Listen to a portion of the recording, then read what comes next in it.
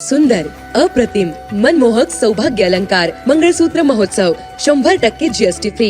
मयूर अलंकार, सराफ बाजार आणि गंगापूर रोड, नाशिक. ताज्या बातम्यांसाठी नाशिक न्यूजच्या YouTube चॅनलला सबस्क्राईब करा आणि बेल आयकॉनला प्रेस करा.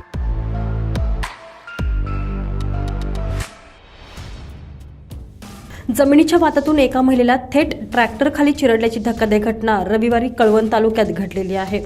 गोळाखाल येथे हा धक्कादायक प्रकार घडला. या घटनेत जिजाबाई देवीदास पवार या महिलेचा जागीच मृत्यू झाला असून या प्रकरणी अभोणा पोलीस ठाण्यात गुन्हा दाखल करण्यात आलेला आहे.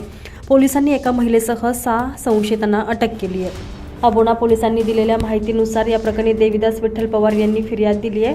रविवारी शेत गट क्रमांक 216 मध्ये राहणाऱ्या पवार कुटुंबियांकडे त्यांची विधवा बहीण सुक्रीबाई पवार होती. तिच्या वाटणीस 2 एकर जमीन होती. सुक्रीबाई या संशयित सुरेश विठ्ठल पवार यांच्याकडे राहत असल्यानं त्यांच्या वाटणीस आलेली 2 एकर जमीनही तोच कसत होता.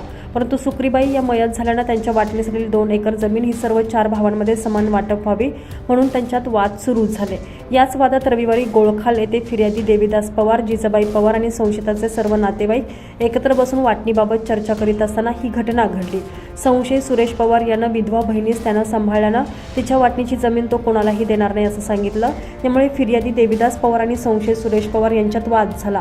त्यामुळे सुरेश पवार यानं हेमंत पवार यास ट्रॅक्टर आणण्यास सांगत वाद सुरू असताना समोरच्याच्या अंगावर घाल असं सांगितलं. त्यानुसार संशयित हेमंत सुरेश पवार याने ट्रॅक्टर आणून फिर्यादी देवीदास पवार यांची पत्नी जिजाबाई पवार यांच्या अंगावर घातल्यानं जिजाबाई गंभीररित्या जखमी झाल्यानं त्यांचा जागीच मृत्यू झाला. तसेच अन्य संशयितांनी साक्षीदारांनीही लाथ्याबुक्क्यांनी आणि दगडांनी मारहाण करून जखमी केल्याचं फिर्यादीत म्हटलंय.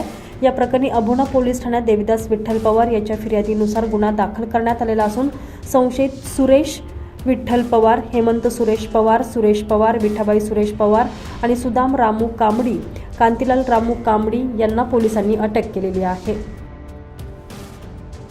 Bureau report, Nashik news, Kalwan.